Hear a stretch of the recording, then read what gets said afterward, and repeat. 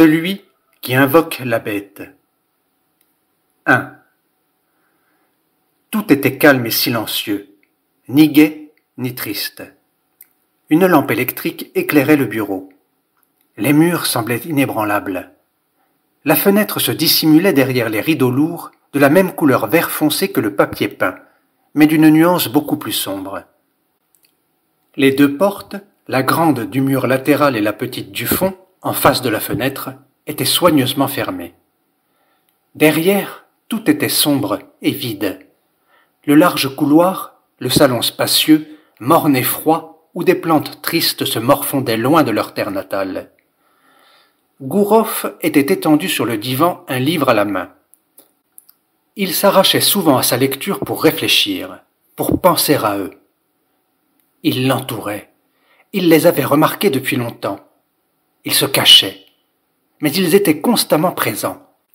Ils bruissaient doucement, évitant d'apparaître à son regard. Quelques jours plus tôt cependant, lorsque Gourov s'était réveillé fatigué, triste, pâle, et avait allumé paresseusement la lampe pour chasser l'obscurité sauvage d'un petit matin d'hiver, il avait aperçu l'un d'eux. Minuscule, gris, flou, léger, il était passé prestement près de son lit, balbutiant quelques mots inaudibles avant de disparaître. Depuis, il les voyait de temps à autre, le matin ou le soir, familiers bien qu'indéfinissables. Désormais, il attendait leur venue avec assurance. Parfois, il commençait à avoir mal à la tête. Soudain, il avait chaud ou froid, sans raison.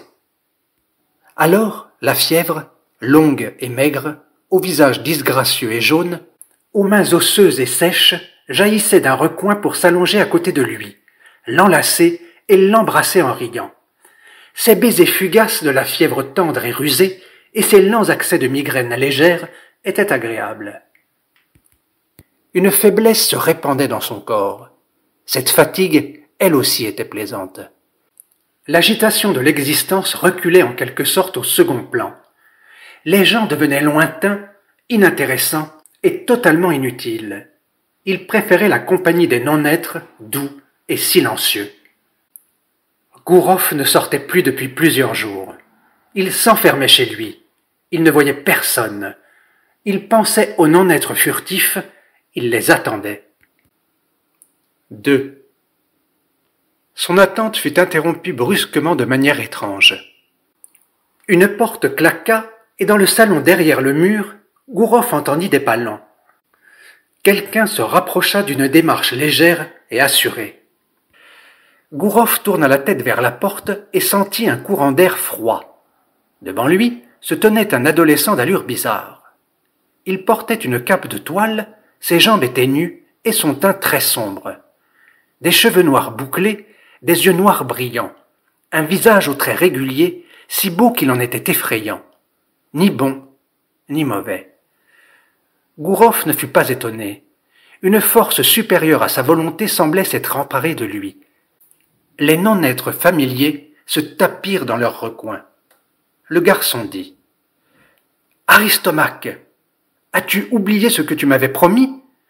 Est-ce ainsi qu'agissent les héros? Tu es parti alors que j'affrontais un danger mortel, et tu m'as fait une promesse qu'apparemment tu n'as pas voulu tenir. Je t'ai cherché pendant si longtemps, et je te trouve désœuvré, nageant dans le luxe. » Gourov le regarda incrédule. Des réminiscences vagues frémirent au fond de son âme. Quelque chose d'enterré depuis longtemps surgissait en contours indistincts, opprimait son esprit inapte à trouver la clé de l'énigme, pourtant si proche. Disparut la solidité des murs. Un changement s'opérait autour de lui. Mais Gourov, tout à ses vains efforts pour rattraper des souvenirs qui fuyaient l'étreinte de sa mémoire, n'en avait pas encore pris conscience, bien qu'il le pressentît déjà. Il demanda « Mon cher petit, explique-moi clairement, sans reproche superflu, ce que je suis censé t'avoir promis et à quel moment je t'ai abandonné dans le danger. Je te jure par tout ce que j'ai de plus saint que mon honneur ne m'aurait jamais permis de commettre une action aussi noire. » L'adolescent secoua la tête. D'une voix sonore et mélodieuse, il déclara Aristomaque, tu as toujours été habile dans l'art de parler, et tout aussi habile dans l'action, à la fois courageux et prudent. Lorsque j'ai parlé du danger mortel où tu m'as laissé, ce n'était pas un reproche, et j'ignore pourquoi tu me parles d'honneur. Notre entreprise est difficile et périlleuse. Mais qui peut nous entendre en ce moment? À qui espères-tu démontrer par des phrases alambiquées et un prétendu oubli de ce qui s'est passé ce matin avant le lever du soleil que tu ne m'as fait aucune promesse? La lumière électrique devenait glauque. Le plafond semblait plus haut et plus sombre. Une odeur d'herbe, dont le nom oublié caressait jadis joyeusement l'oreille, flottait dans la pièce. Un vent de fraîcheur souffla. Gourov se leva. « Quelle était donc notre entreprise ?» demanda-t-il. « Je ne nie rien, mon cher petit, mais j'ignore de quoi tu parles. Je ne me souviens de rien. » Gourov avait l'impression que l'adolescent le regardait, mais qu'il voyait quelqu'un d'autre, aussi exotique que lui-même, et que le corps de cet autre coïncidait partiellement avec le sien. Comme si quelque âme antique se fût incarnée en Gourov, le baignant d'émotions printanières depuis longtemps perdues. Il faisait de plus en plus sombre, l'air devenait plus froid, l'allégresse et la légèreté d'une existence originelle montaient dans son cœur, et des étoiles jaillirent brusquement au-dessus de lui. « Nous devions tuer la bête, » répondit l'adolescent. « Je te le dis sous les yeux multiples du ciel auxquels rien ne saurait échapper, puisque la peur te fait reculer. En vérité, cette peur est compréhensible. Terrifiant est l'exploit que nous voulons accomplir, afin que nos noms soient glorifiés par les générations futures. » Un ruisseau chanta timidement, sur une seule note, dans le silence de la nuit. On ne le voyait pas, mais sa proximité et sa fraîcheur étaient rassurantes. Deux silhouettes se tenaient debout sous l'ombre vaste d'un arbre, poursuivant un dialogue entamé on ne sait où, on ne sait quand. Gourov demanda. « Mais pourquoi dis-tu que je t'ai abandonné dans le danger? Aurais-je donc pris la fuite ?» L'adolescent rit, et son rire était semblable à une musique, aussi mélodieux que sa réponse. « Avec quel art, Aristomaque, tu fais mine d'avoir tout oublié. Je ne comprends pas pourquoi tu te donnes tant de mal, au point de t'accabler toi-même de reproches que j'étais bien loin de songer à te faire. Si tu es parti, c'est parce qu'il devait en être ainsi. Tu ne pouvais m'aider qu'en me quittant en cet instant. Persisteras-tu à nier, même lorsque je t'aurai rappelé les paroles de l'oracle ?» Gourov s'en souvint aussitôt, comme si une lumière éclatante se fût déversée dans les sombres régions de l'oubli, et il s'écria dans un élan d'enthousiasme. « Un seul tuera la bête !» L'adolescent rit en réponse. Aristomaque demanda. « As-tu tué la bête, Timaride ?»« Comment y serais-je parvenu? Mes mains sont fortes, mais pas assez pour l'abattre d'un coup de poing. Nous nous sommes montrés imprudents, Aristomaque. Nous n'avions pas d'armes. Nous étions en train de jouer sur le sable du rivage lorsque la bête nous a attaqués soudainement et qu'elle a posé sur moi sa lourde patte. Mon destin aurait dû être d'apporter ma vie en sacrifice à la gloire et le tien d'achever notre œuvre. Pendant que la bête aurait déchiré mon corps sans défense, tu aurais eu le temps, Aristomaque aux jambes rapides, d'aller chercher ta lance pour l'abattre. Mais la bête a refusé mon sacrifice. J'étais étendu devant elle, calme et immobile, la regardant droit dans ses yeux injectés de sang. Elle avait posé sa patte sur mon épaule. Son souffle était brûlant et saccadé. Elle grognait doucement. Mais soudain, elle a léché mon visage de sa langue chaude et râpeuse, et elle s'est écartée. Où est-elle partie? Timaride répondit d'une voix étrangement calme, qui répandit son écho sonore dans l'air humide et immobile. Elle m'a suivi. J'ignore quel chemin j'ai parcouru avant de parvenir jusqu'à toi. Elle marchait derrière moi, guidée par l'odeur de mon sang. J'ignore pourquoi elle ne m'a pas tué. Mais maintenant, elle est ici. Sors donc ton arme que tu as si adroitement dissimulée, et tue la bête. Et moi, à mon tour, je te quitterai. Je te laisserai seul à l'instant du danger, face à la bête furieuse. Bonne chance à toi, Aristomaque. Sur ces mots, Timaride s'enfuit. Sa cape blanche demeura visible quelques instants avant de s'évanouir dans l'obscurité. Aussitôt, le rugissement terrible de la bête se fit entendre ainsi que son pas lourd. Écartant les buissons, sa tête hideuse et démesurée jaillit, et ses yeux gigantesques lancèrent 2 flammes écarlates. et dans le sombre silence des arbres obscurs, la bête ténébreuse s'approcha d'Aristomaque. Et l'effroi emplit sa poitrine. Une pensée fugitive traversa son esprit. « Où est donc ma lance ?» Il sentit sur son visage un souffle frais et rapide, et comprit qu'il était en train de courir, fuyant la bête. Ses bonds pesants et son souffle haché se rapprochaient à chaque instant. Au moment où elle était sur le point de l'atteindre, un grand cri traversa les ténèbres. Aristomaque cria, se souvenant des paroles anciennes. Il prononça l'incantation des murs. Et les murs magiques se dressèrent autour de lui. 3. Les murs blancs se dressaient inébranlables. La lumière morte de la lampe électrique s'y reflétait. Le monde autour de Gouroff était simple et banal. La fièvre légère revenait l'embrasser de ses lèvres jaunes et sèches, le caresser de ses mains osseuses, dispensant le chaud et le froid. Un petit livre mince aux pages blanches reposait sur la table près du divan, où Gouroff était calmement allongé dans les bras de la fièvre. Les non-êtres familiers ricanaient et bruissaient autour de lui.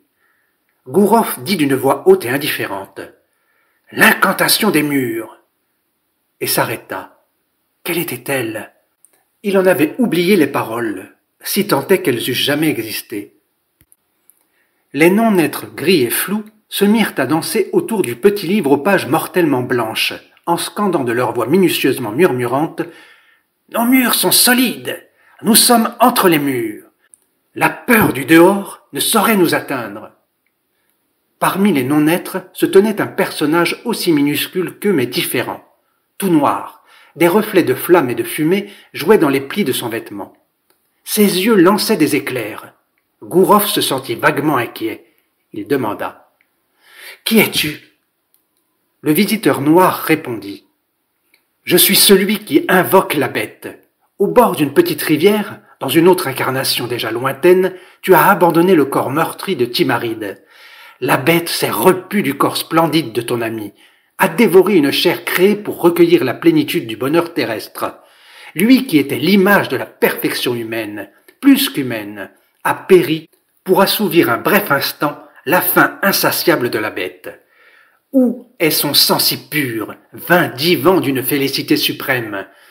Hélas, la bête n'a étanché sa soif à cette source sublime que pour un bref instant, et réclame une nouvelle victime. Tu as abandonné Timaride au bord de l'eau, tu as oublié la promesse faite à ton valeureux compagnon, et les paroles de l'oracle antique n'ont pas écarté la peur de ton cœur. Et tu t'imagines être sauvé? Tu penses que la bête ne te trouvera pas? Dures étaient ces paroles, et les non-êtres ralentirent puis cessèrent leur danse pour l'écouter. Gouroff déclara « Qu'ai-je à craindre de la bête? L'incantation des murs est éternelle. La bête ne saurait franchir les limites de mon sanctuaire. » Les non-êtres grisâtres se réjouirent, et leurs rires tintèrent à nouveau. Ils se remirent à danser en ronde en se tenant par la main. Mais celui qui invoque la bête reprit la parole, et sa voix était rêche et brutale. « Mais je suis venu. Je suis là parce que je t'ai retrouvé. Je suis là parce que l'incantation des murs est morte. Je suis là parce que Timaride, au cœur courageux et confiant, attend et interroge sans cesse. Entends-tu son rire? Entends-tu le rugissement de la bête? » Le rugissement résonna derrière le mur, de plus en plus proche. La bête rugit derrière le mur inébranlable, s'écria Gouroff effrayé. Mes murs sont éternels, mon sanctuaire est indestructible. Mais les paroles du visiteur noir résonnèrent impérieusement. Je te le dis, humain, l'incantation des murs est morte. Tu espères te sauver grâce à cette incantation? Eh bien, essaye donc de la prononcer. Un frisson glacé transperça Gouroff. L'incantation. Il avait oublié les paroles anciennes. Et d'ailleurs, à quoi bon s'en souvenir? L'incantation était morte. Tout ce qui l'entourait en témoignait clairement. Les murs, la lumière et les ombres étaient morts et fragiles. Celui qui invoque la bête tenait des propos effrayants. Et la tête de Gouroff lui tournait, douloureuse, et la fièvre caressante l'accablait de ses baisers brûlants. Les mots de l'homme noir n'atteignaient presque pas sa conscience. Cependant, celui qui invoque la bête devenait de plus en plus grand, et un souffle brûlant de terreur émanait de lui. Ses yeux flamboyaient, et lorsqu'il devint immense au point de cacher la lumière de la lampe, sa cape noire tomba de ses épaules, et Gouroff le reconnut. C'était Timaride. « Tu vas tuer la bête ?» demanda l'adolescent. « Je l'ai appelée, je l'ai conduite jusqu'à toi. J'ai détruit l'incantation des murs. Ce don perfide d'un dieu malveillant qui réduisait à néant mon sacrifice et te privait de ton exploit. Mais maintenant, l'antique incantation est morte. Prends donc ton arme et tue la bête. Je l'ai abreuvée dans mon sang, mais elle a soif à nouveau. Je l'ai nourrie de ma chair, mais elle est à nouveau affamée. J'ai fait venir jusqu'à toi la bête cruelle, la bête insatiable. Et selon ta promesse, il te faut la tuer, ou mourir. » Et il disparut. Un rugissement terrible ébranla les murs. Un vent humide et froid souffla soudain. Le mur en face de Gouroff se fendit en deux, et la bête hideuse et féroce s'avança, et elle posa sa lourde patte sur la poitrine de Gouroff, et ses griffes le pénétrèrent. Une douleur terrible le transperça. Les yeux injectés de sang de la bête brillèrent. Ses dents brisèrent avec bruit les os de Gouroff, et elle dévora son cœur palpitant. Le pays où la bête régnait. Les papyrus, corrodés par le temps, recèlent bien des récits qui se perdent dans la nuit des âges. En voici un, non dépourvu d'ambiguïté, qui s'explique sans doute par l'état fragmentaire du manuscrit original dont le contenu fut reconstitué par analogie. Le nom même du pays où ces événements se déroulent nous est inconnu, et la fin de l'histoire n'a pu être retrouvée.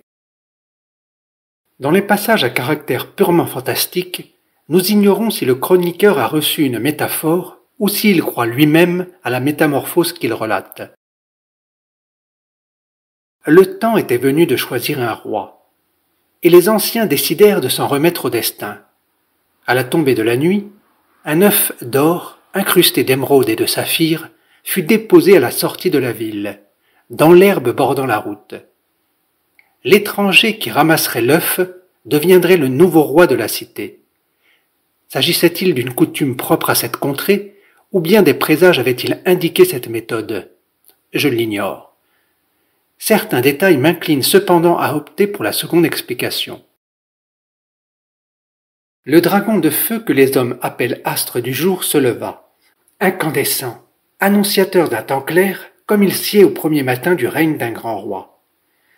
Les doyens franchirent les portes de la ville, et derrière eux le peuple entier, et tous, dans un silence respectueux, attendirent celui que le destin désignerait.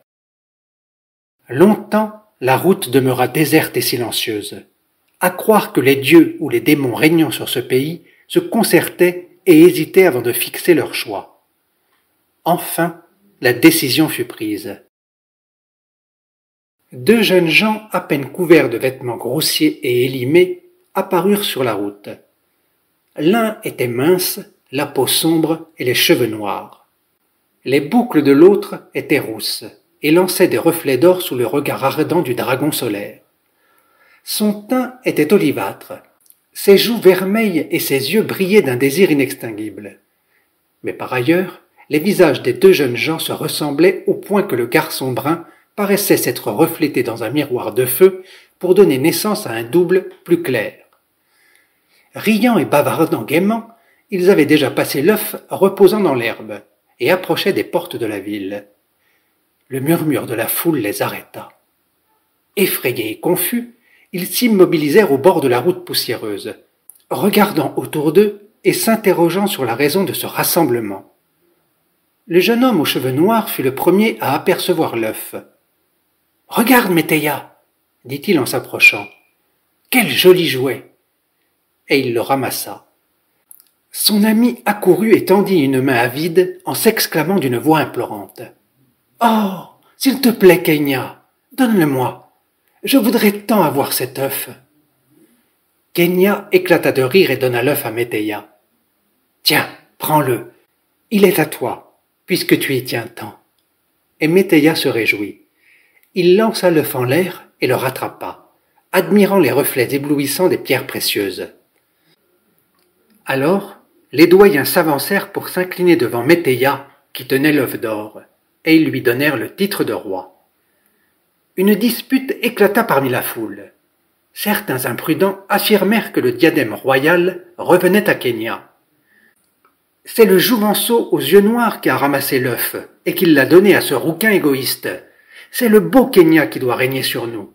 Il est bon et généreux, comme il convient à un roi. » Et les jeunes vierges, incitant à la rébellion les garçons chers à leur cœur, murmuraient « Un diadème d'or sur les cheveux noirs de jais de Kenya, comme ce sera beau !» Mais les vieillards objectèrent. « N'est pas roi celui qui donne, mais celui qui exige et qui prend. Notre cité a besoin d'un maître et non de cet éphèbe au cœur aussi tendre que celui d'une femme. » Et lorsque quelques partisans de Kenya s'entêtèrent et voulurent poursuivre ces débats inutiles qui risquaient de troubler le peuple, ils furent décapités et leurs corps brûlés. C'est ainsi que Météya devint le souverain de ce pays, et il dit aux dignitaires de la cité « Mon ami Kenya et moi avons accompli un long et difficile voyage. Ce sont les yeux de mon compagnon qui ont vu mon œuf royal dans l'herbe. Kenya est mon ami fidèle, et le restera à jamais. Il est en droit d'occuper la place d'honneur à la droite de mon trône. Parez-le des habits les plus riches que vous pourrez trouver, et mettez-lui au doigt la plus belle et la plus précieuse des bagues. » Ils firent ce que Météya avait ordonné. Le jeune Kenya siégea à la droite du roi, mais n'en tira nulle fierté. Ses yeux noirs étaient pareils à deux astres éteints, mais encore beaux. Ses lèvres étaient rouges comme deux roses sur lesquelles sanglote un rossignol. Une bague d'or ornée d'un diamant étincelait à son doigt telle l'étoile du soir au-dessus du couchant écarlate. Et ses yeux étaient sans éclat, ses lèvres sans sourire, et ses mains inertes. Il posait sur le roi Météya un regard imperturbable, et Météya en était attristé. Un jour, il demanda à son ami « Mon cher Kenya, ne m'envierais-tu pas ?» Kenya baissa la tête comme doivent faire ceux à qui s'adresse le roi, et répondit « Non, grand roi, je ne t'envie point. » Le roi fronça les sourcils et demanda encore « Mon cher Kenya, ne souhaiterais-tu pas être roi ?»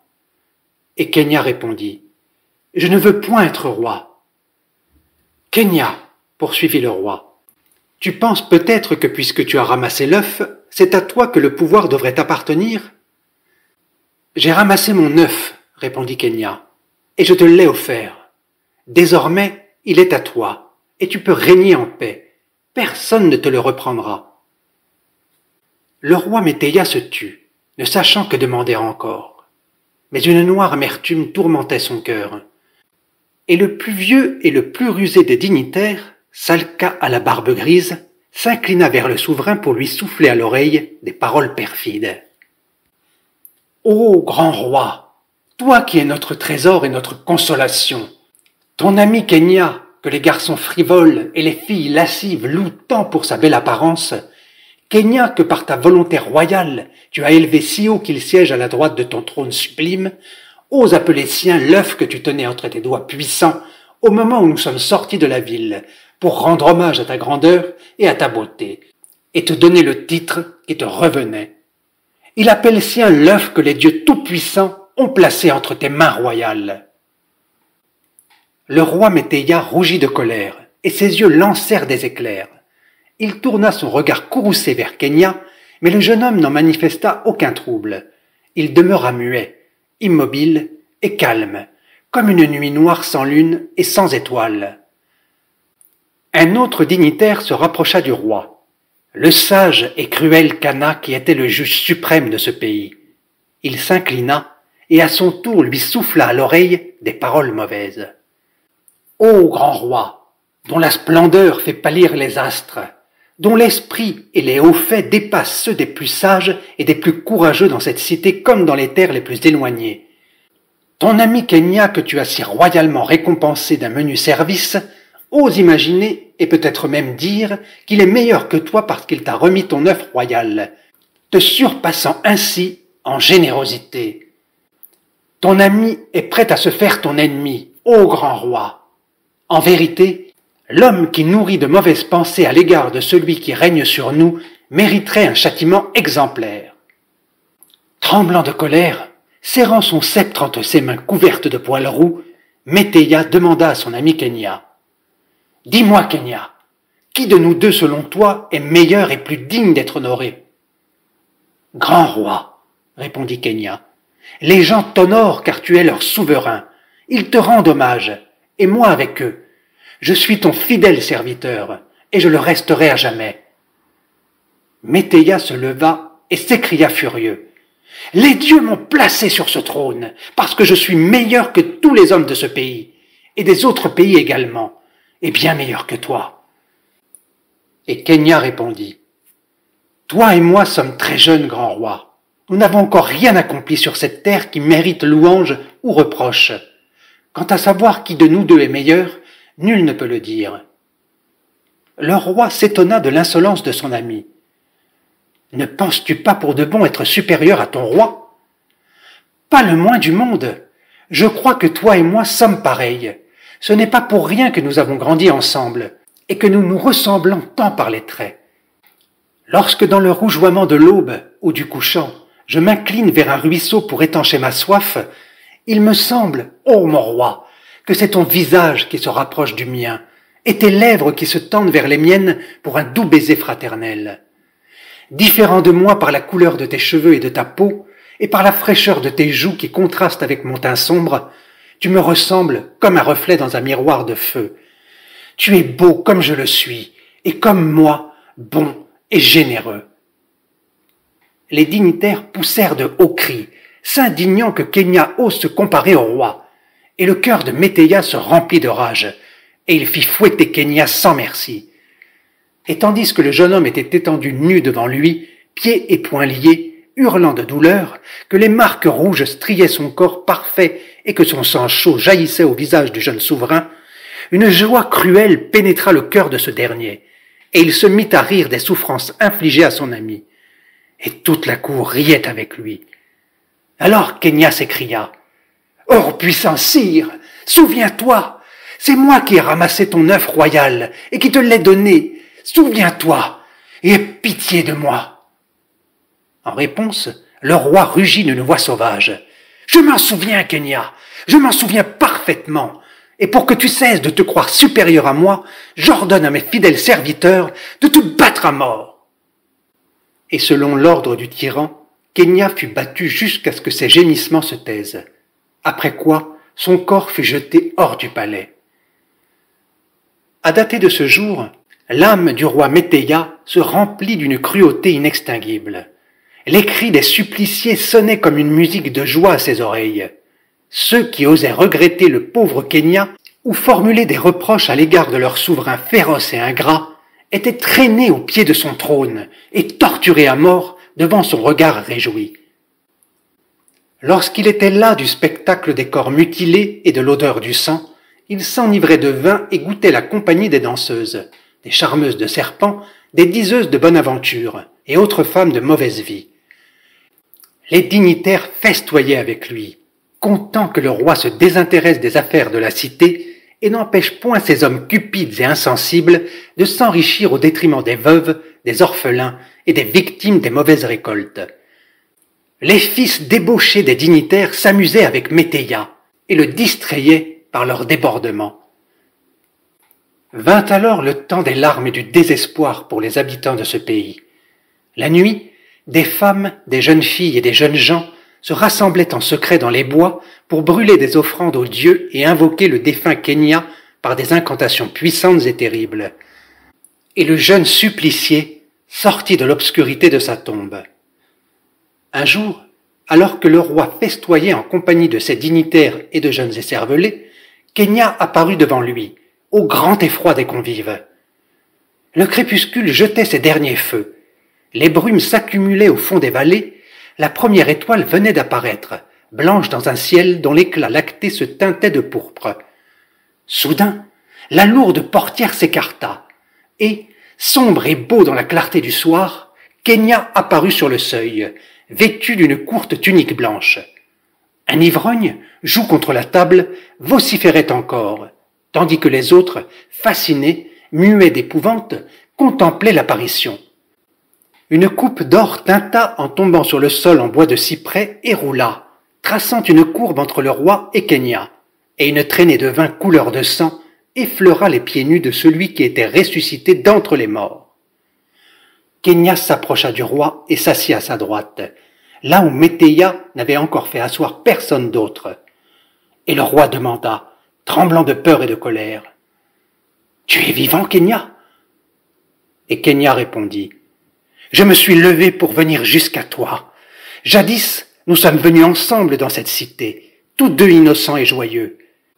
Puis, je t'ai fait cadeau de mon œuf, et je me suis assis à ta droite, naïf et ignorant. Mais la rage du pouvoir a ravaché ton cœur et nous a séparés, et par ta volonté, j'ai subi d'atroces souffrances. Désormais, je viens à toi plein de savoir, et doté d'une force que tu n'as pas, bien que tu sois roi d'un grand pays. J'ai ramassé l'œuf précieux conçu par des sages, mais gardé par des fous cruels. Il est à moi, comme est mien tout ce qui est lié à sa possession.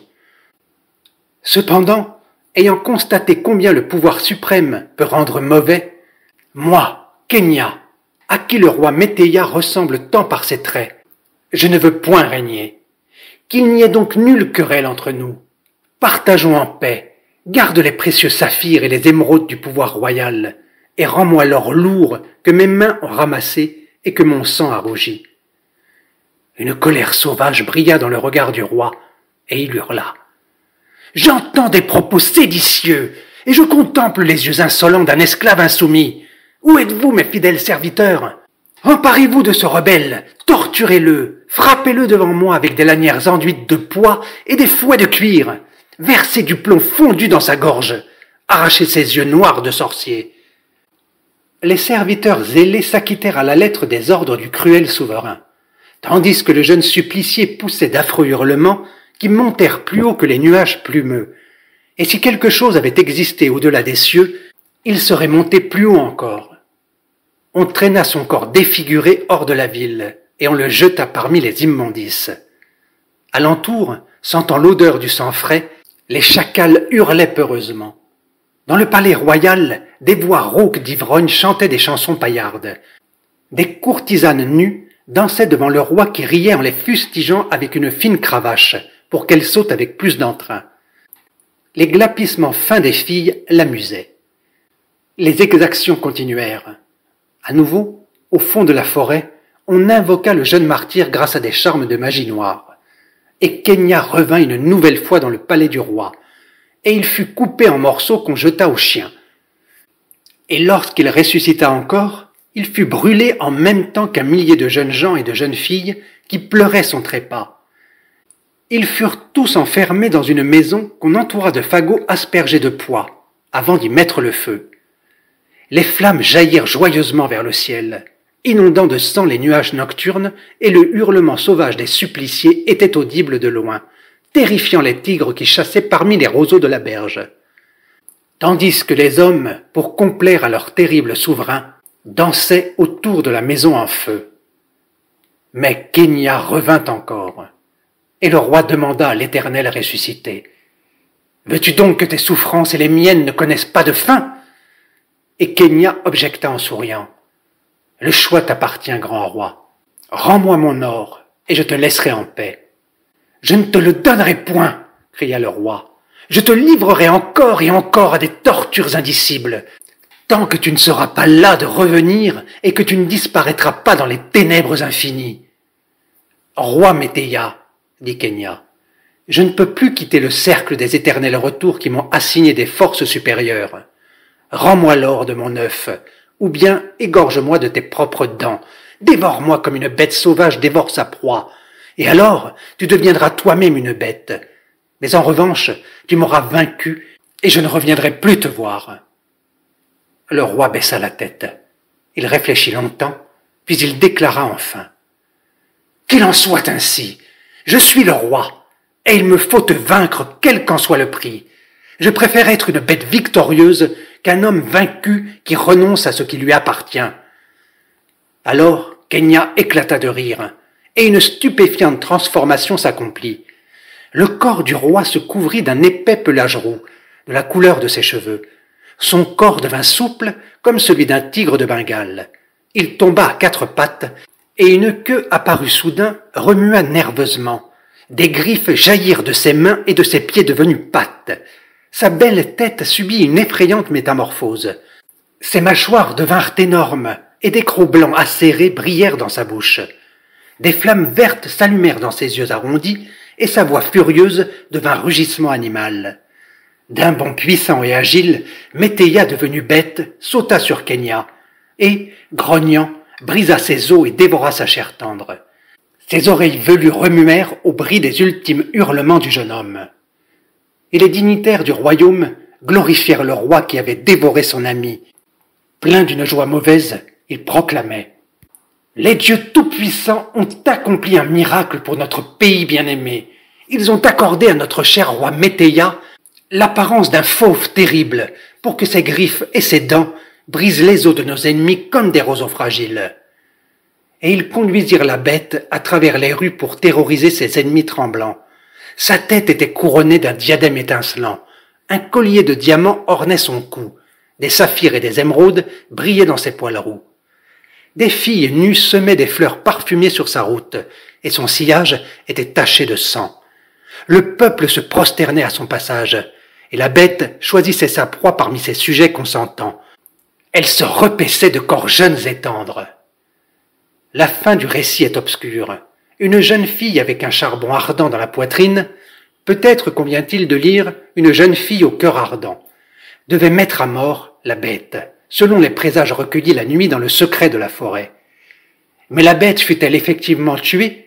Les hommes furent-ils délivrés de son joug impitoyable?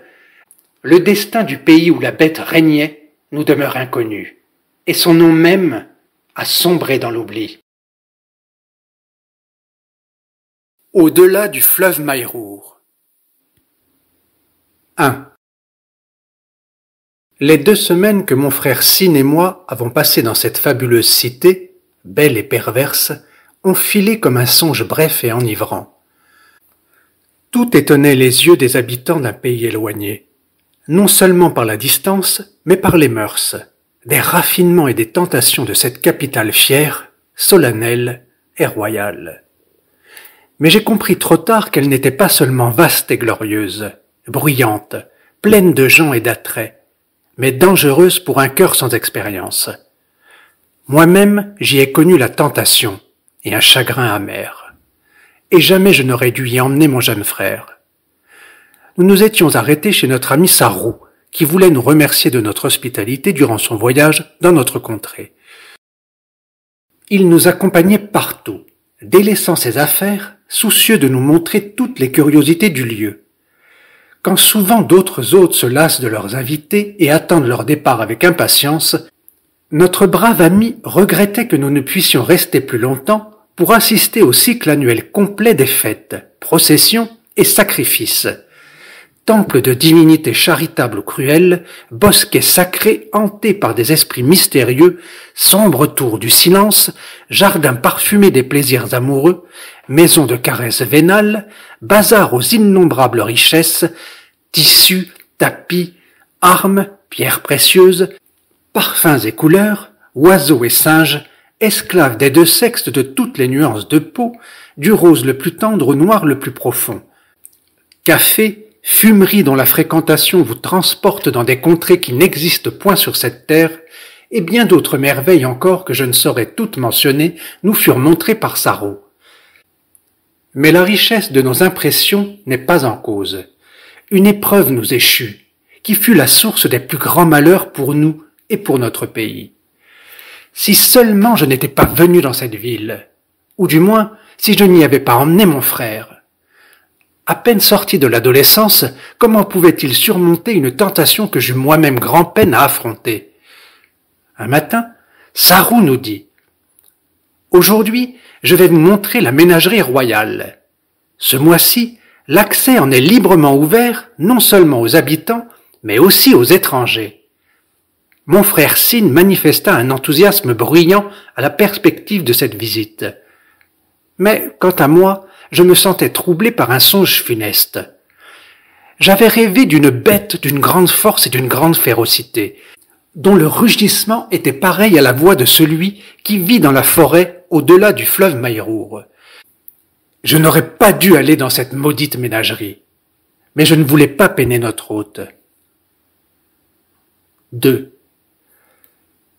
Dans un parc qui semblait infini, dans des cages de taille et de formes diverses, en divers métaux et différents bois, nous vîmes tout d'abord une stupéfiante variété d'oiseaux. Certains gigantesques, aux ailes puissantes et au bec crochu, assez forts pour emporter un mouton gras. D'autres presque dépourvus d'ailes, mais avec des plumes magnifiques, dont la couleur rappelait celle des pierres qu'on trouve dans le fleuve Maïrour, et que nos enfants ramassent pour jouer avec. Des oiseaux dont la voix était si plaisante qu'on aurait pu écouter leur chant éternellement sans se lasser. Des oiseaux si minuscules qu'on aurait dit des libellules. Et d'autres encore qui savaient parler la langue du pays, non pas couramment certes, mais de manière assez claire et compréhensible. Dans d'énormes réservoirs d'eau nageait une multitude de poissons et autres monstres marins ou lacustres. Plus loin se trouvaient de gros serpents. Ils ouvraient si largement leur gueule, tirant leur langue bifide, qu'on ne pouvait s'empêcher de frissonner. Le regard de ces féroces reptiles produisait une impression si forte sur l'imprudent qui les fixait droit dans les yeux qu'il se trouvait comme paralysé et qu'on devait l'emmener loin de ce spectacle effrayant, bien que sans danger. Non seulement les serpents étaient enfermés dans des cages aux barreaux finement tressés, mais ils avaient été rendus inoffensifs par l'ablation de leurs crochets venimeux. Puis, nous observâmes d'innombrables cages avec des animaux carnivores ou herbivores. Des chameaux et des dromadaires, des rhinocéros, des hippopotames, des bêtes jamais vues aux immenses griffes, des créatures dont le nez ressemble à un serpent. Sin s'extasiait de tout. Quant à moi, cette multitude de monstres rassemblés en un seul lieu et dont beaucoup émettaient des sons terribles et discordants me troublait de plus en plus, et un pressentiment pénible m'oppressait. Sarou déclara : « Et maintenant, vous allez contempler un animal véritablement royal. » Mais avant qu'il n'ait eu le temps d'en prononcer le nom, un phénomène incompréhensible se produisit qui me plongea dans une terreur inexprimable et me fit tomber visage contre terre. Dominant les cris des animaux et le brouhaha joyeux des voix humaines, monta brusquement le rugissement terrible de celui qui vit dans la forêt au-delà du fleuve Maïrour. Ce rugissement qui, lorsqu'il résonne dans le silence de la nuit, remplit nos cœurs d'effroi, car il signifie que celui qui vit dans la forêt rôde autour du village, réclamant une nouvelle victime. Face contre terre, j'attendais qu'il choisisse son repas parmi les visiteurs de la ménagerie, le cœur plein d'une épouvante mystique. Je disais adieu à la vie. Jamais je n'avais entendu ce rugissement terrible retentir aussi près de moi. Mais tandis que mon frère et moi attendions, prostrés dans la poussière, nous perçûmes soudain de grands éclats de rire, plus sonores même que le rugissement. Sarou aussi riait en s'efforçant de nous remettre debout. « Ne craignez rien, disait-il. Ce fauve est certes fort dangereux si on le rencontre dans la nature, mais celui-ci est enfermé dans une cage solide dont il ne saurait s'échapper, même s'il était encore plus fort. L'artisan qui en a forgé les barreaux connaît son affaire. D'ailleurs, comment pourrait-il y avoir le moindre danger dans un lieu où le grand roi lui-même aime venir pour se distraire du spectacle de tous ces animaux prisonniers ? » Sans lever la tête, je répondis à notre ami Sarou. « Mon cœur ignore la peur et ne frémit pas face au danger. J'attends la venue de celui qui vit dans la forêt au-delà du fleuve Maïrour et qui réclame sa victime. Lorsque son rugissement se fait entendre, il convient de se prosterner et d'attendre qu'il choisisse la proie dont il va se repaître. Ce n'est qu'une bête en cage qui rugit. Elle est totalement inoffensive. Regarde, même les enfants s'attroupent autour sans la moindre crainte.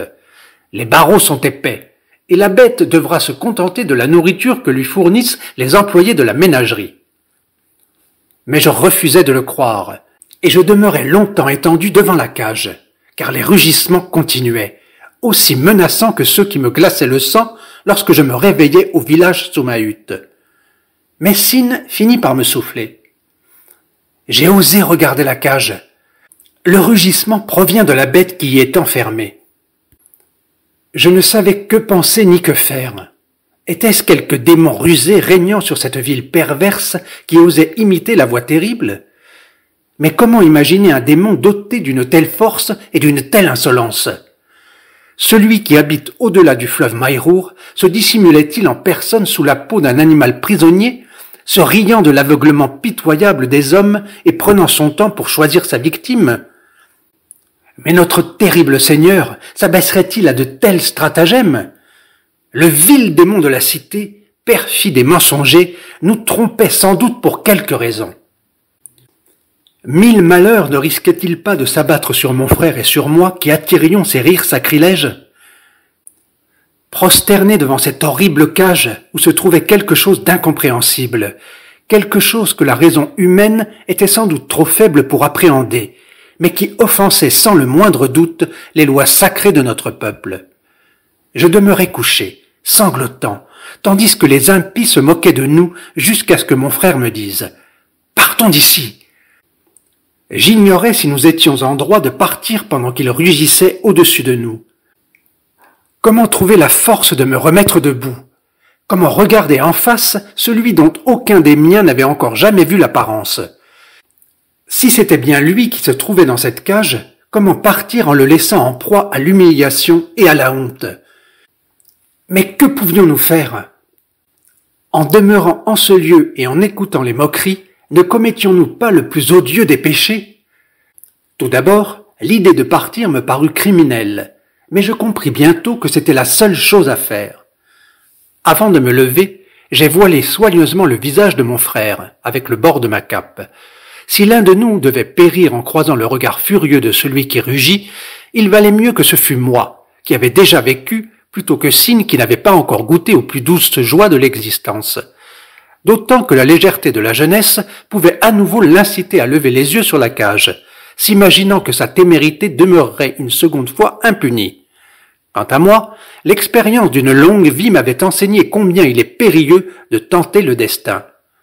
Sans plus rien regarder, nous avons fui la ménagerie, poursuivis par les colibés grossiers de la foule. En vérité, ces insensés méritaient le châtiment exemplaire qui n'allait pas manquer de s'abattre sur eux et sur les murailles de leur cité maudite couronnée de tourelles orgueilleuses. 3. Le jour même, nous avons chargé nos chameaux en grande hâte et nous sommes partis sans attendre le coucher du soleil. Durant le long voyage de retour, tout loisir nous fut donné de réfléchir à ce qui s'était produit dans la ménagerie royale. Cependant, le sens de cet événement me demeurait obscur. Devions-nous l'interpréter comme un présage funeste ou favorable? Mais était-il conforme aux règles régissant les présages authentiques décrits par les sages de penser que l'être le plus puissant au monde puisse se montrer comme un simple signe dans la sphère des hommes? Qui étions-nous pour que celui qui vit au-delà du fleuve Maïrour nous apparaisse sans vouloir ni pouvoir se repaître de nos corps étendus devant lui? Jamais nous n'avions entendu dire, même de la bouche des plus anciens d'entre nos anciens, que celui qui rugit puisse prophétiser ou s'immiscer d'autre façon dans les affaires des hommes. Il venait uniquement pour dévorer la victime de son choix. Longtemps, mon frère et moi avons marché dans le désert sans échanger une parole. Le silence renfrogné de mon frère me laissait supposer qu'il pensait également à notre étrange aventure. Enfin, alors que nous n'étions plus qu'à 3 jours de route de chez nous, Sin dit « Tandis que nous étions étendus à terre et que les étrangers se moquaient de nous, je me suis décidé à lever la tête, et j'ai clairement vu une bête à la gueule béante. Je jure qu'il n'y avait pas d'erreur possible. Le rugissement provenait bien de là. Il était émis par une bête sauvage, capturée par les hommes et enfermée dans une cage. » J'ai répondu à Sin. Mieux vaut garder le silence sur ce terrifiant mystère. Ce sera conforme à la sagesse enseignée par nos ancêtres. Il est bien des choses incompréhensibles en ce monde, et aussi troublante que soit notre aventure, nous devons nous soumettre à la volonté de celui qui vient parmi nous. Mon frère demeura longtemps silencieux.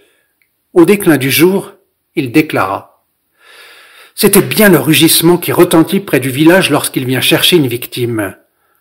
Celui que nous adorons humblement et qui dévore sans compter nos tendres vierges et nos enfants insouciants n'est qu'une bête sauvage aux yeux verts, semblable à ceux d'un chat, à la peau jaune couverte de taches noires. On peut l'attraper et l'enfermer dans une cage. Épouvanté par ces propos, j'ai ordonné à mon frère de se taire. Mais Sin, frappé de folie et certainement inspiré par l'esprit perfide qui s'oppose éternellement à celui qui vit au-delà du fleuve Maïrour, répliqua avec colère. « J'ai bien vu que ce n'était qu'un animal. Je ne veux pas que nous persistions à lui sacrifier tant de vies précieuses. Ne pourrions-nous pas lui construire une cage confortable et spacieuse pour qu'il y vive en paix sans dévaster nos villages, sans apporter la peur et le deuil dans les familles et se contente de la nourriture que nous lui donnerons ?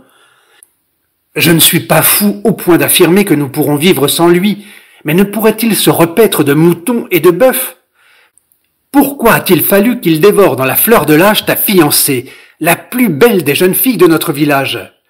Pourquoi faut-il que tant d'entre nous pleurent la mort de leurs enfants, alors qu'ils pourraient parfaitement se satisfaire de nos troupeaux ? Horrifié, c'est en vain que j'interdis à mon frère de poursuivre. C'est en vain que j'allais même jusqu'à le battre cruellement, sa langue continuant à proférer des paroles impies. Puis, nous sommes arrivés chez nous. 4. Bientôt, des réunions secrètes eurent lieu au village. Mon frère rassemblait les jeunes et les troublait avec des discours insensés. Hélas, quand ils m'interrogèrent, force me fut de confirmer que Sin et moi avions entendu le rugissement terrible dans la ménagerie royale et qu'il provenait d'une cage où était enfermée une bête sauvage, capturée par les chasseurs puissants et adroits et que la solidité des barreaux rendait inoffensive.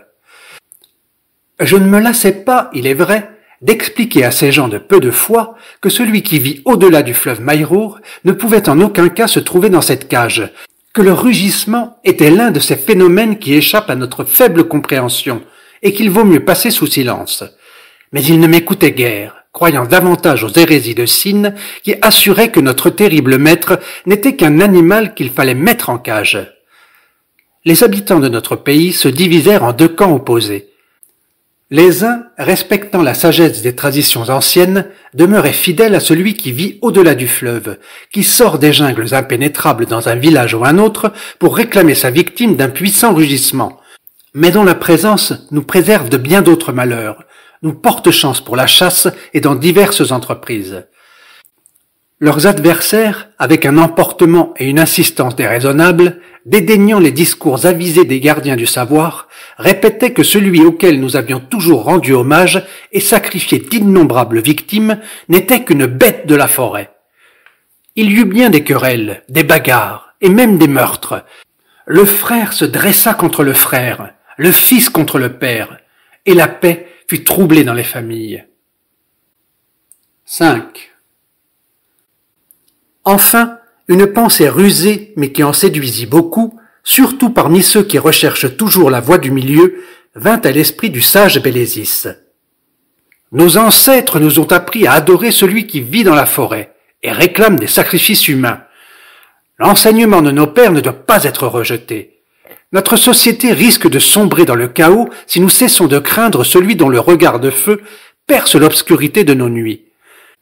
Si nous, les doyens et les sages, pouvons puiser dans l'expérience d'une longue vie la force nécessaire pour continuer à vivre dignement selon les règles, nos jeunes agités, une fois rejetés toute crainte de l'être mystérieux, sombreront sans nul doute dans la débauche. Les doyens et les sages louèrent grandement ces paroles avisées. Mais ayant recueilli l'approbation des meilleurs d'entre nous, Bélésis trouva des mots qui surent gagner le soutien des jeunes étourdis. D'autre part, nous ne saurions douter du témoignage de notre ami Mélec et du récit de son jeune frère Sin. Dans la ménagerie du roi, ils ont vu un local magnifiquement orné qu'ils appellent cage, mais qui, d'après leur description, est digne par sa splendeur de servir de palais à celui qui vit au-delà du Maïrour. Ils ont entendu la voix qui provenait de ce palais. Et Sin, avec la témérité propre au jeune âge, a même osé jeter un regard à celui qui rugissait pendant que nos deux amis lui rendaient hommage, et que les habitants impies de la grande cité manifestaient la profondeur de leur ignorance par des rires stupides. Sin a vu que l'habitant du palais était en tout point semblable à une bête, et pourquoi ne le croirions-nous pas? Pourquoi celui qui vit au-delà du fleuve Maïrour ne pourrait-il emprunter une apparence animale? Au fond, qu'exige-t-il de nous? Boire du sang vivant et manger de la chair vivante. Lorsqu'il prend un jeune homme ou une jeune fille, il ne fait pas cuire, ne fume ni ne sale sa proie, il la dévore vivante. Mais pourquoi sommes-nous persuadés qu'il désire absolument de la viande humaine? Si nous lui bâtissons une demeure aussi belle que celle dont bénéficie la bête du grand roi, peut-être accueillera-t-il favorablement cette offrande. Et peut-être, acceptant de s'installer dans ce palais, modifiera-t-il ses habitudes pour se contenter de veaux et d'agneaux vivants. Les jeunes garçons et filles accueillirent avec des cris d'enthousiasme le discours perfide du sage Bélésis. « Oui !» s'écrièrent-ils, « bâtissons-lui un palais !» Et les plus outrecuidants d'entre eux osèrent même dire « Construisons au plus vite une cage pour la bête et enfermons-la derrière des barreaux. Il y a bien trop longtemps qu'elle dévore les plus beaux et les plus forts d'entre nous. » C'étaient vraiment de jeunes fous, persuadés qu'il ne saurait rien y avoir de plus précieux que la vie. C'est en vain que les vieillards demeurés fidèles aux enseignements de nos ancêtres dénoncèrent le caractère impie du projet, reprochant au rusé Bélésis de trahir sa foi au déclin des ans. Bien des anciens qui aimaient leurs enfants plus qu'il n'est permis se joignirent à lui, et la construction du palais fut décidée. 6. Pendant que s'édifiait le prétendu palais qui n'était bien entendu rien d'autre qu'une cage, plusieurs jeunes gens formèrent le projet d'attaquer celui qui vit au-delà du fleuve, avec des arcs et des flèches. Évidemment, ils furent mis à mort. Puis un autre événement survint qui troubla largement les gens de bien et excita la témérité des insensés. Le jeune Zakir, l'un de nos chasseurs les plus hardis et les plus adroits, disparut un jour dans la forêt. Il fut bientôt tenu pour mort, et les jeunes filles entonnèrent les chants célébrant sa bravoure. Or, au bout d'une semaine, à l'aube, Zakir revint, faible d'avoir perdu beaucoup de sang, couvert d'horribles plaies, mais plein de joie et d'ardeur. Il se montra réticent à révéler aux anciens d'où il venait et ce qui lui était arrivé. Mais tous remarquèrent que nos fils et nos filles se réunissaient à l'écart pour écouter ses récits. Et bientôt le bruit se répandit dans le village que Zakir avait rencontré celui qui vit au-delà du fleuve et l'avait combattu. Cette insolente mutinerie ne pouvait être tolérée. Des espions adroits, désireux d'entrer dans les bonnes grâces des anciens, épièrent les conversations secrètes. On s'empara de Zakir, et il fut soumis à la torture pour lui faire avouer ce qui s'était produit.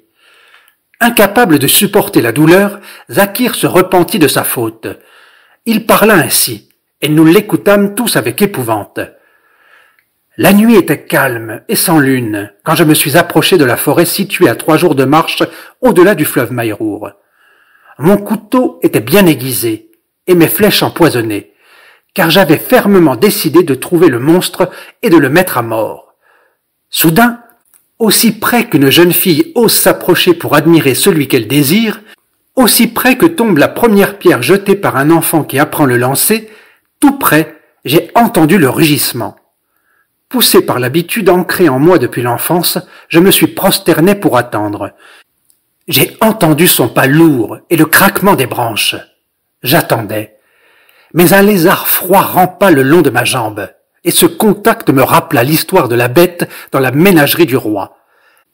Et au moment où son souffle brûlant se rapprochait de mon cou, j'ai bondi sur mes jambes et j'ai saisi mon couteau. Je ne sais si c'était lui ou quelque représentant de la race des démons ou de celle des bêtes sauvages, mais j'ai vu devant moi un énorme animal aux yeux verts. Sa gueule ouverte, prête à me dévorer, était pleine de grandes dents blanches acérées. Démon, dieu ou bête, c'était une créature étrange et terrible. J'ignore pourquoi je ne suis pas à nouveau tombé à terre. Une force plus puissante que ma pauvre conscience m'a poussé à affronter son regard et à accepter ce défi du destin. J'ai décidé de combattre le monstre, qui qu'il puisse être. Il s'accroupit comme un chat qui s'apprête à bondir, et son terrible rugissement ébranla la forêt, m'emplissant d'horreur. mais je surveillais chacun de ses mouvements, et lorsqu'il se jeta sur moi, je parvins à l'éviter et à me cacher derrière un arbre. La créature se prépara à m'attaquer une nouvelle fois. Apparemment mortifiée par son échec, elle se tapit, rusée, prudente et furieuse.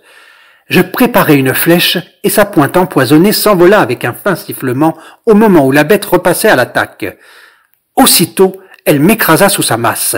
Ses griffes s'enfoncèrent dans ma chair, mais surmontant la douleur et la peur, je le frappai de mon couteau. Je ne me souviens pas de la suite. Lorsque je revins à moi, la nuit s'achevait. J'étais étendu, faible et couvert de sang. Je soulevai la tête à grand-peine, et je vis une traînée rouge qui s'enfonçait dans les profondeurs de la forêt. La bête que j'avais blessée m'avait abandonné et était partie mourir ou peut-être panser sa plaie avec des herbes. Les anciens discutèrent longtemps du crime de Zakir. Enfin, Bélésis proposa une décision qui recueillit tous les suffrages. Attendons que retentisse aux abords du village le rugissement de celui que les herbes auront guéri. Sa voix témoignera de sa victoire sur la mort. Alors nous lui livrerons ce fou de Zakir, nu et mains liées, et il sera puni pour son sacrilège. Garçons et filles se réjouirent, affirmant « La bête est morte, elle ne viendra plus rugir aux abords du village. » Ils couronnèrent de fleurs l'héroïque Zakir et dansèrent autour de lui. Ils le glorifièrent de leurs chants et la musique des flûtes et des tympanons s'éleva plus haut que les nuages. Mais leur allégresse fut de courte durée. À peine une semaine plus tard, leur rugissement retentissait à nos portes. Et comme il en avait été décidé au conseil des anciens, Zakir, nu et les mains liées, fut conduit à l'orée du bois. Et le lendemain, on retrouva ses os non loin de là. Garçons et filles pleurèrent amèrement et gravèrent son image au plus profond de leur cœur, tandis que les sages maudissaient l'insolent sacrilège. 7. Enfin, le palais fut prêt. Il fut dressé au bord du fleuve Maïrour, à l'endroit où il aimait se rendre durant la nuit en quête d'une proie. Nous mîmes dans la cage, comme dernière victime humaine, la jeune et belle Kannaï, dénudée pour que ses griffes ne se fatiguent point à déchirer le tissu de ses vêtements. Notre attente ne fut pas longue. Nous marchâmes à sa rencontre avec des hymnes sacrés. Nos âmes étaient remplies d'angoisse et d'espoir. Pour la première fois, nous allions le contempler en face et l'adorer non plus dans l'obscurité, mais dans la lumière de nos torches. Nous avions mis nos habits de fête, oint nos cheveux et nos corps d'huile parfumée, orné nos têtes de couronnes de fleurs et d'herbes odorantes. Aucun de nous n'était armé, conformément aux ordres des doyens, pour ne point offenser sa vue. Joyeux et pacifiques, nous marchions en chantant. Son rugissement était de plus en plus proche. Enfin, la lumière rougeoyante de nos torches tomba sur lui. Nous nous mîmes en cercle autour du palais de manière à ce que l'entrée en soit bien dégagée. Mais il refusa d'exaucer nos prières. Il voulut choisir lui-même sa victime et, rapide et féroce, se jeta sur les rangs des plus jeunes et plaqua à terre ma fille Lotta.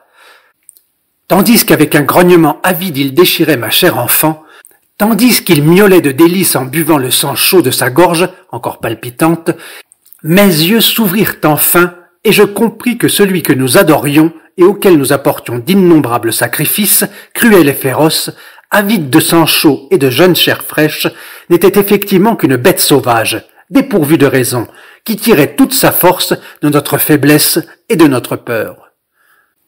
Son corps, un corps animal jaune, parsemé d'affreuses taches noires, nous fut révélé, et nous criâmes tous, hommes et femmes, jeunes et vieux.